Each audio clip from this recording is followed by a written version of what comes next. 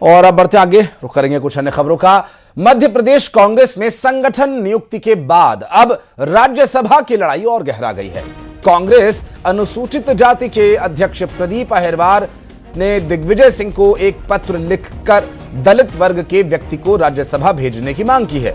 प्रदीप अहिरवार ने कहा कि उम्मीद है कि दिग्विजय सिंह हाईकमान के सामने अपनी बात रखेंगे।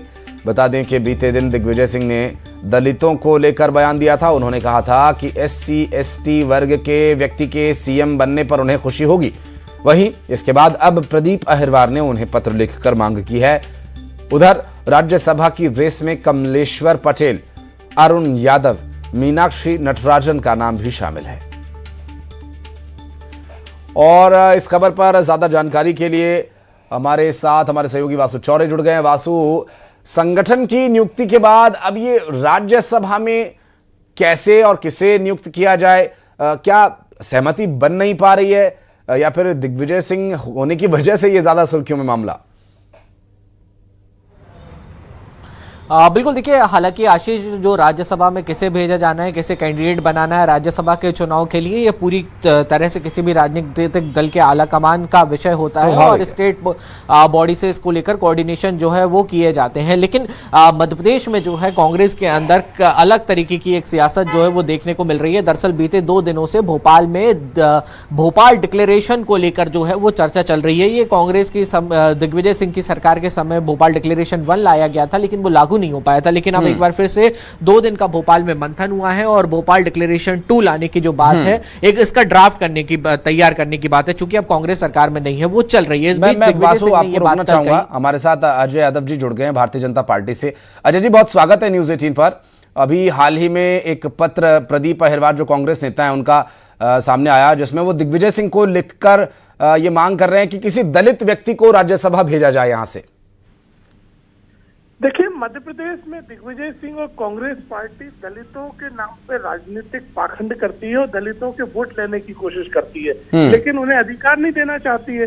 तो प्रदीप अहिरवार ने बिल्कुल सही बात की। आज मध्य प्रदेश में कांग्रेस से एक भी दलित नेता राज्यसभा में नहीं है और यहाँ तक कि पिछले लंबे अरसे से कांग्रेस ने किसी दलित नेता को राज्यसभा में नहीं भेजा है। दिग्विजय सिंह पहले ही राज्यसभा में अपने 2 कार्यकाल पूरे कर चुके हैं।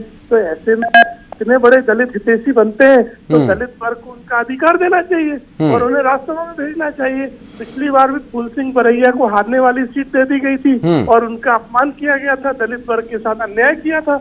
ऐसे में दलित वर्ग अपना हिस्सा मांग रहा है, उनका अधिकार मांग रहा है। कांग्रेस पार्टी को उन्हें अधिकार देना चाहिए। हाँ, अभी समय है और देखना होगा कि क्या निर्णय लिया जाता है। लेकिन अभिनव जी हमारे साथ जुड़ गए, उनसे भी हम बात करेंगे। कांग्रेस प्रवक्ता अभिनव बरोलिया, बहुत स्वागत है सर आपका न्यूज 18 पर। और अजय जी भी हमारे साथ बीजेपी से जुड़े हुए हैं। अभिनव भाई, अभी चूंकि चर्चा दलित के हक की, हुकूक की, हर कोई देखिए हर राजनीतिक दल करता ही है, लेकिन प्रदीप अहिरवार ने जो पत्र लिखकर मांग की है दिग्विजय सिंह के उस बयान को कोट करते हुए कि वो कह रहे हैं कि अगर SC/ST वर्ग से कोई CM बना तो बहुत अच्छा लगेगा, क्या इस बारे में पार्टी विचार कर रही है? क्या आपको भी इस बारे में कोई इनपुट मिल पाए हैं?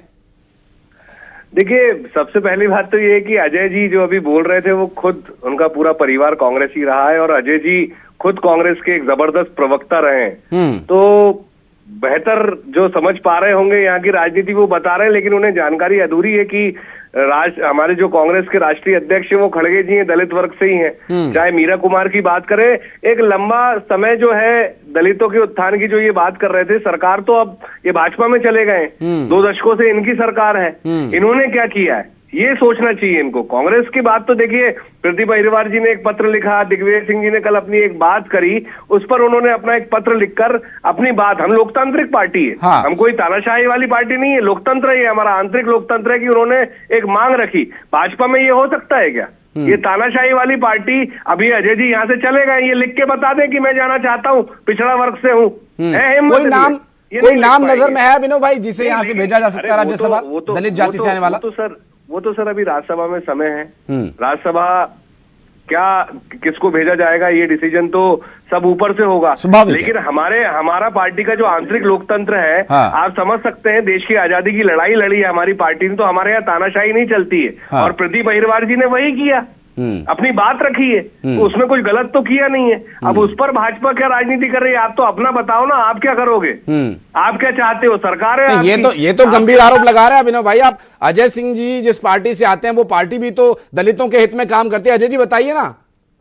देखिए, बिल्कुल सही बात इन्होंने उठाई है। भारतीय जनता पार्टी से दलित वर्ग से सुमित्रा वाल्मीकि जी और उमेश नाथ जी राज्यसभा में है, आदिवासी वर्ग से सुमेर सिंह जी राज्यसभा में है, पिछड़े वर्ग से कविता पाटीदार, बंसीलाल गुर्जर जी राज्यसभा में है। तो कांग्रेस पार्टी को हिसाब देना पड़ेगा। तो बिल्कुल सही बात है, जब हम कोई बात कर रहे हैं तो हम अपना हिसाब भी सामने रखते हैं। ये तो भारतीय जनता पार्टी है जिसने चाहे केंद्र सरकार में मंत्री हो चाहे राज्य सरकार में मंत्री हो, सभी महत्वपूर्ण मंत्रालय में दलित आदिवासी वर्ग को जगह दी है और राज्यसभा में भी हमारे स्वाभाविक है। देखिए अभिनव जी, अजय जी, अगर दलितों के उत्थान के लिए, दलित समाज की आवाज को बड़े पंचायत में उठाने के लिए अगर दलित समाज का कोई प्रतिनिधि वहां जाता है तो ये पूरे समाज के लिए हितकर निर्णय होगा। उम्मीद करता है अभिनव जी पार्टी के नेतृत्व के द्वारा भी ऐसा कुछ निर्णय लिया जाए। समय कम है इसलिए मैं आप दोनों को माफी के साथ रोकता हूं।